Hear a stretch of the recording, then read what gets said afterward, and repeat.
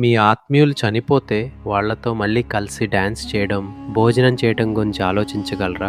లేదా ఒక పండగ కోసం శవాలను సమాధుల నుండి బయటకు తీస్తారంటే నమ్ముతారా? వినడానికి ఏదో సినిమా కథలా అనిపించినా ప్రపంచంలోని కొన్ని మూలల్లో ఇది నిజం. కొండలకు శవపేటికల్ని వేలాడదీయడం, ఒళ్ళు గగురు పొడిచే పరీక్షలు ఎదుర్కోవడం, చివరికి చనిపోయిన వారి బూడిదను తినడం వరకు మనిషి ఆలోచనలకు, నమ్మకాలకు హద్దులు లేవనిపిస్తుంది. ఈరోజు మిమ్మల్ని విచిత్రమైన సంప్రదాయాల గురించి తెలుసుకుందాం. ఈ ప్రయాణంలో ప్రతి ఆచారం వెనుక ఉన్న కథలు, నమ్మకాలను కూడా మీకు వివరిస్తాం. సో మన ప్రపంచంలోని కొన్ని అత్యంత విచిత్రమైన మూలల్లోకి ప్రయాణించడానికి సిద్ధంగా ఉండండి. ఫిన్లాండ్ భార్యను మోసే పందెం. సరే, మన లిస్ట్ని కాస్త సరదాగా నవ్వుచ్చే ఒక సంప్రదాయంతో మొదలు పెడతాం. ఫిన్లాండ్లో ప్రతి సంవత్సరం వైఫ్ క్యారీయింగ్ రేస్ జరుగుతుంది. అవును, మీరు విన్నది కరెక్టే. భర్తలు తమ భార్యలను భుజాలపై ఎత్తుకుని అడ్డంకులు దాటుతూ పరిగెత్తాలి. ఈ వింత పోటీ వెనుక ఓ పాత కథ ఉంది. 19వ శతాబ్దంలో హెర్కో రాస్వో రొంకైనెన్ అనే ఓ దొంగ ఉండేవాడు.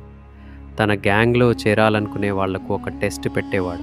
పక్క ఊరికి వెళ్ళి అక్కడి అమ్మాయిలను భుజాలపై ఎత్తుకుని తిరిగి రమ్మని చెప్పేవాడు. కాలక్రమేణా ఆ దొంగల పనే ఇప్పుడు సరదాటగా మారింది. ప్రస్తుతం ఇది వరల్డ్ ఛాంపియన్షిప్గా మారింది.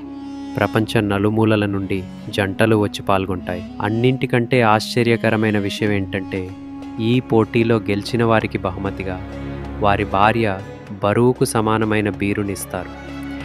మొత్తానికి ఇదొక సరదా పండగ. భార్యాభర్తల మధ్య అన్యోన్యతను, భర్తల బలాన్ని సరదాగా పరీక్షిస్తుంది.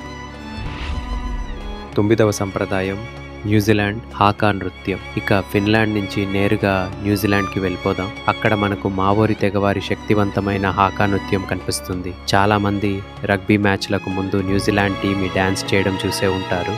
అయితే ఇది కేవలం ఆట కోసం చేసే ప్రదర్శన కాదు. ఇది ఒక పురాతన యుద్ధ నృత్యం.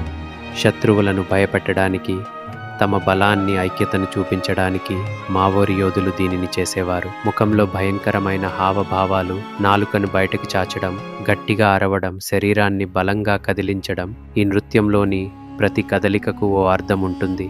ఇది కేవలం యుద్ధానికే కాదు, ముఖ్యమైన వేడుకల్లో అతిథులను స్వాగతించడానికి లేదా ఎవరైనా చనిపోయినప్పుడు వారి గౌరవార్థం కూడా హాకాను ప్రదర్శిస్తారు. ఇది వారి సంస్కృతిలో, వారి గుర్తింపులో లోతుగా కలిసిపోయిన ఒక శక్తివంతమైన ప్రదర్శన. ఇప్పుడు మనం వెళ్తున్న చోట మనుషులకు కాదు, కోతులకు పండగ చేస్తారు. వినడానికి వింతగా ఉంది కదూ. థాయిలాండ్లోని లోబూరి అనే పట్టణంలో ప్రతి ఏటా మంకీ బఫే ఫెస్టివల్ జరుగుతుంది. ఈ పండగ రోజున వేల కిలోల పండ్లు, కూరగాయలు, కేకులు, డ్రింక్స్తో కోతులకు భారీ విందును ఏర్పాటు చేస్తారు. ఊర్లో ఉన్న వందలాది కోతులు వచ్చి కడుపు నిండా తింటాయి.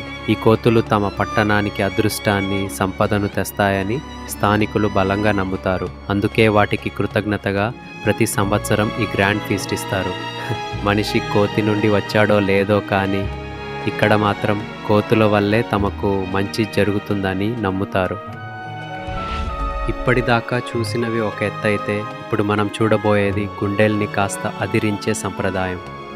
స్పెయిన్లోని కాస్ట్రిల్లో డి ముర్సియా అనే చిన్న గ్రామంలో ప్రతి సంవత్సరం ఎల్ కొలాచో లేదా బేబీ జంపింగ్ ఫెస్టివల్ జరుగుతుంది. ఈ పండుగలో ఆ సంవత్సరంలో పుట్టిన పసిపిల్లలందరినీ వీధిలో పరుపులపై పడుకోబెడతారు. ఆ తర్వాత దయ్యంలా పసుపు, ఎరుపు బట్టలు వేసుకున్న కొలాచో అనే వ్యక్తి పరిగెత్తుకుంటూ వచ్చి ఆ పసిపిల్లలపై నుండి గాల్లోకి దూకుతాడు. ఇలా చేయడం వల్ల పిల్లలపై ఉన్న చెడు శక్తులు, పాపాలు తొలగిపోయి వారికి మంచి ఆరోగ్యం, భవిష్యత్తు లభిస్తాయని స్థానికులు నమ్ముతారు. ఇది మనకు వింతగా, ప్రమాదకరంగా అనిపించినా వారి నమ్మకం ప్రకారం ఇది పిల్లల్ని కాపాడే ఒక పవిత్రమైన కార్యక్రమం.